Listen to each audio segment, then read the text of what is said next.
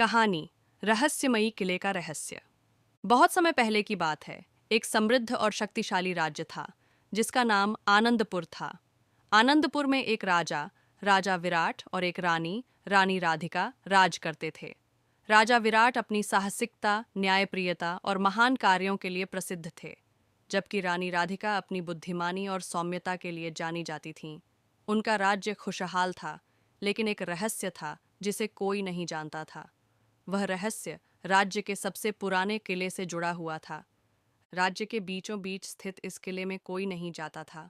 किले के दरवाजे हमेशा बंद रहते थे और इसके चारों ओर एक अजीब सी चुप्पी छाई रहती थी। कहा जाता था कि किले में एक पुरानी किंवदंती बसी हुई थी। जो किले के भीतर कदम रखेगा वह कभी बाहर नहीं निकल पाएगा। इस किंवदंती ने पूरे राज्य को भयभीत कर दिया था। एक दिन राजा विराट ने राज्य के सबसे बुद्धिमान मंत्री आचार्य देवेंद्र को बुलाया और किले के रहस्य को जानने का आदेश दिया। आचार्य देवेंद्र एक वृद्ध व्यक्ति थे जो अपने ज्ञान और परिष्कृत सोच के लिए प्रसिद्ध थे। वह राज्य के सबसे अनुभवी और विश्वासपात्र व्यक्ति थे। राजा विराट ने उन्हें पूरी स्थिति समझाई और कहा, आचार्य, यह किला हमारे राज्य के इतिहास का हिस्सा है। यदि इसमें कोई रहस्य है तो हमें उसे जानना चाहिए। तुमसे ही हमें उम्मीद है कि तुम इस रहस्य का पर्दाफाश कर सको। आचार्य देवेंद्र ने गंभीरता से सिर झुकाया और कहा, महाराज, यह रहस्य केवल इतिहास का नहीं बल्कि हमारे राज्य की भविष्यवाणी का भी हो सकता है।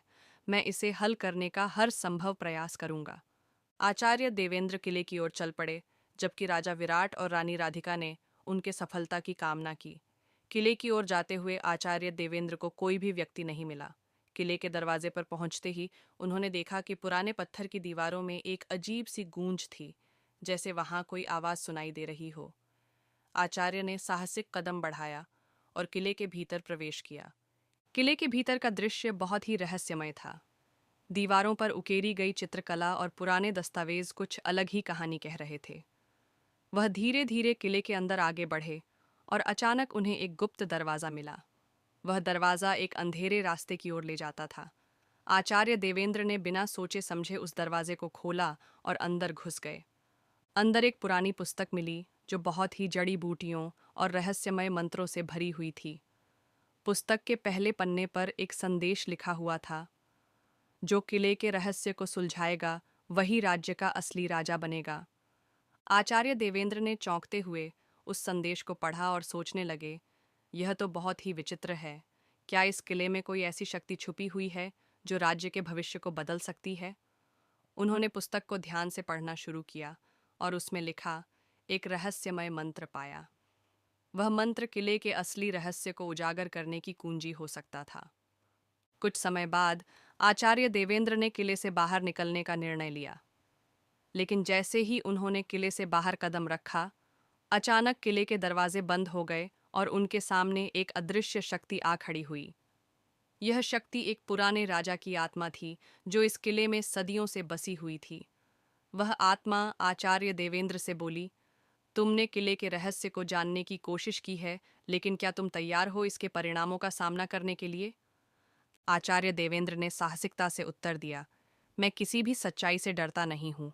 यदि राज्य की भलाई के लिए मुझे यह रहस्य जानना जरूरी है तो मैं इसके परिणामों को भी स्वीकार करूंगा। राजा की आत्मा ने आचार्य देवेंद्र को एक चुनौती दी, तुम्हें 3 कठिन परीक्षाओं का सामना करना होगा। यदि तुम इन परीक्षाओं में सफल हुए तो तुम किले के रहस्य को जान सकोगे, लेकिन अगर तुम असफल हुए तो यह किला तुम्हें निगल लेगा। पहली परीक्षा थी साहस की परीक्षा। आचार्य देवेंद्र को एक अंधेरे गुफा में प्रवेश करना था, जहां उनके सामने अजीब सी डरावनी आवाजें आ रही थीं। आचार्य देवेंद्र ने बिना डर के गुफा में प्रवेश किया और वहां के जाल और घातक खतरों को पार किया।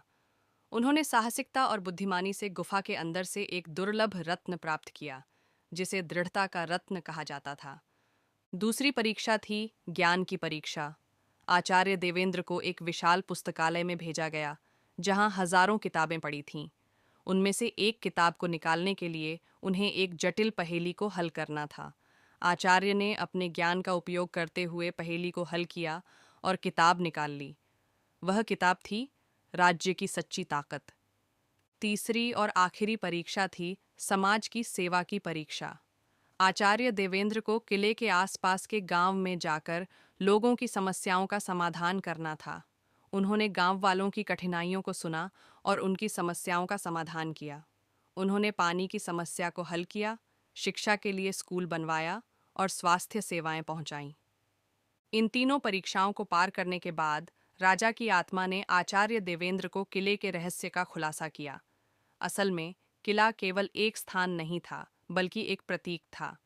वह राज्य की सच्ची शक्ति का प्रतीक था, साहस, ज्ञान और सेवा।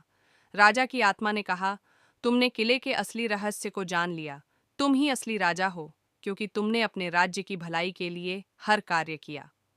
राजा विराट और रानी राधिका ने आचार्य देवेंद्र का स्वागत किया और वह सब मिलकर आनंदपुर राज्य में शांति और समृद्धि लाने के लिए काम करने लगे। आचार्य देवेंद्र का साहस, ज्ञान और सेवा का संदेश पूरे राज्य में फैल गया और आनंदपुर राज्य एक आदर्श राज्य बन गया। राजा विराट और आचार्य देवेंद्र दोनों ने यह समझा कि असली ताकत कभी भी किसी किले में नहीं छुपी होती, वह तो हमारे दिलों और इरादों में होती है। और इस तरह किले का रहस्य खुल गया और आनंदपुर राज्य सदियों तक सुख शांति से भरपूर रहा।